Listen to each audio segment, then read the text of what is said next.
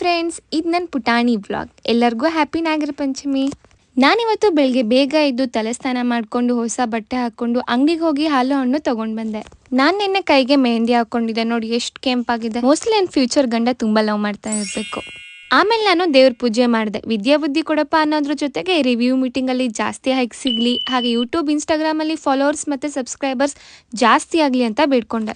ನಮ್ಮಮ್ಮ ಹೇಳೋ ಪ್ರಕಾರ ಹಸಿ ತೆನೆ ಮತ್ತೆ ಬಿಸಿ ತೆನೆ ಅಂತ ಇರತ್ತಂತೆ. ನಮ್ದು ಬಿಸಿ ತೆನೆ, ಹಾಗಾಗಿ ನಾವು ಹುರಿದಿರೋ ಕಾಳನ್ನ ದೇವರಿಗೆ ಇಡ್ತೀವಿ. ಪಂಚಮಿ ಹಬ್ಬಕ್ಕೆ ನಾವು ಮ್ಯಾಂಡೇಟರಿ ಉಂಡೆನ ಮಾಡ್ತೀವಿ. ನಮ್ಮಮ್ಮ ಸಪ್ರೇಟ್ ಆಗಿ ಮಾಡಲ್ಲ, ಎಲ್ಲ ಮಿಕ್ಸ್ ಮಾಡಿ ಒಂದೇ ಉಂಡೆ ಮಾಡ್ಬಿಡ್ತಾರೆ. ಇದರಲ್ಲಿ ಶೇಂಗಾ, ಅಳ್ಳು, ಎಳ್ಳು ಹಾಗೆ ಪುಟಾಣಿ ಕೊಬ್ಬರಿ ಇದೆ. ಪೂಜೆಗೆ ಬೇಕಾಗಿರೋಷ್ಟು ಉಂಡೆನ ಕಟ್ಕೊಂಡು ಹಾಲು ಹಾಗೆ 3 ತರದ ಎಣ್ಣೆ ತಗೊಂಡು ಹಣ್ಕಾಯಿ ತಗೊಂಡು ಹೊರಟ್ವಿ ನಾವು ದೇವಸ್ಥಾನಕ್ಕೆ.